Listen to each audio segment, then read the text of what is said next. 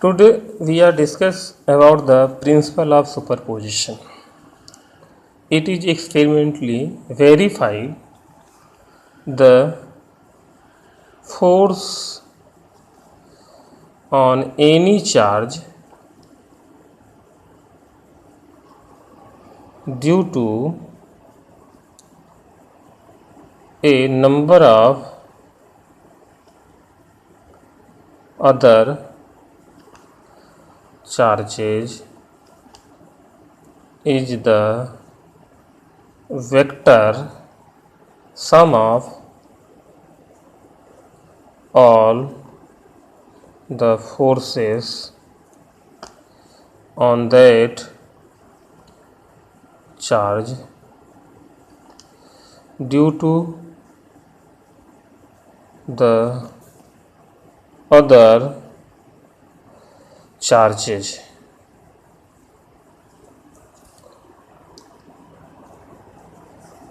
Taken one at a time, the individual forces are unaffected individual forces are unaffected due to the presence of other charges.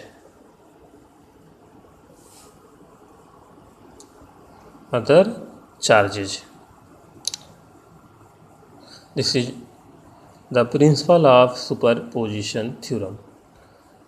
For better understanding, consider the system. Consider a system of three charges Q1, Q2, Q3 are placed in a coordinate having position vector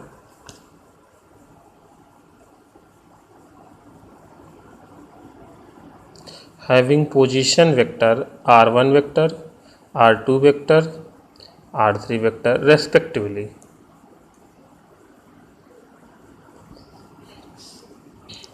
अब हम consider कर लेते हैं एक coordinate को X Y axis X axis origin.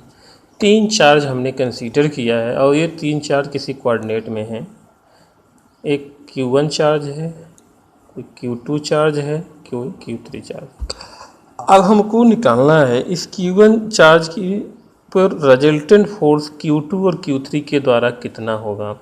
तो Q1 का position vector हमारा r1 वेक्टर है, Q2 का पोजीशन वेक्टर r2 वेक्टर है, Q3 का पोजीशन वेक्टर r3 वेक्टर है। तो इस Q3 के द्वारा इस पर कितना फोर्स लगेगा, इस Q2 के द्वारा जितना फोर्स लगेगा, इन दोनों फोर्स का अलजेब्रिक सम जो रिजल्टेंट आएगा वो क्या होगा, Q1 पर फोर्स होगा।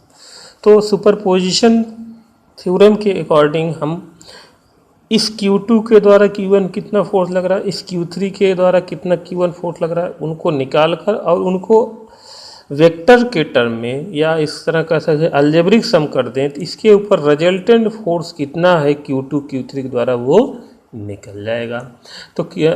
तो सुपरपोजिशन थ्योरम कहता है, सुपरपोजिशन थ्योरम के अकॉर्डिंग हम किसी चार्ज पर जो रिजल्टेंट फोर्स किसी अन्य चार्जों के द्वारा लग रहा है उसका हम रिजल्टेंट फोर्स निकालते हैं। अर्थात इस Q1 पे Q2 के द्वारा कितना फोर्स लग रहा है, Q3 के द्वारा फोर्स कितना लग रहा है, इन दोनों फोर्सों का अगर हम अलजेब्रिक सम करते हैं तो Q1 पर रिजल्टेंट फोर्स हमें निकल जाएगा। तो पहले हम क्या करेंगे, according to the Coulomb's law के अकॉर्डिंग Q2 के द्वारा Q1 कितना फोर्स लग रहा है निकालेंगे, फिर उसके बाद Q3 के द्वारा Q1 कितना फोर्स लग रहा है वो निकालेंगे और उनका फिर हम अलजेब्रिक सम कर देंगे। From Coulomb's law, the force acting on charge Q1 by Q2 charge. Q2 charge के द्वारा Q1 कितना फोर्स लगेगा, तो हमने क्या मान लिया, इस पर जो ऑन Q2 चार्ज और उस पर मान लिया फोर्स लग रहा है F1 2, अर्थात 2 के द्वारा 1 पर फोर्स, तो हो जाएगा F12 force is equal to क्या होगा, from Coulomb's law 1/4 pi epsilon naught Q1 Q2 upon R12 का square of mod and unit vector 12, equation first. Similarly acting force on charge Q1 by Q3, Q3 के द्वारा Q1 कितना force लग रहा है, F13 से इसको डिनोट करते हैं, अर्थात 3 के द्वारा 1 पर फोर्स, तो 1/4 pi epsilon naught Q1 Q3 13 charge, क्योंकि यहाँ पे 13 चार्ज है, तो हो जाएगा मॉड ऑफ R13 वेक्टर का स्क्वायर यूनिट वेक्टर 13 के साथ। According to superposition principle, the resultant acting force on charge Q1, मान लिया रिजल्टेंट एक्टिंग फोर्स F है, ठीक है, तो F vector is equal to क्या होगा, अलजेब्रिक सम अर्थात vector sum 1 2 force plus F13 force, तो resultant force F is equal to हो जाएगा हमारा 1/4 pi epsilon naught Q1 Q2 R12 का मॉड ऑफ स्क्वायर R12 की unit vector plus 1/4 pi epsilon naught Q1 Q3 R13 का mod of square R13 का unit vector. This force is the resultant force acting on the charge Q1। This is called to the principle of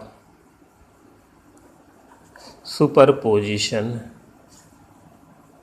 superposition के principle के according हम resultant force Q1 पर, इस charge पर Q1 charge पर कितना resultant force है वो हम निकाल सकते हैं। This is called to the principle of superposition theorem. Thank you.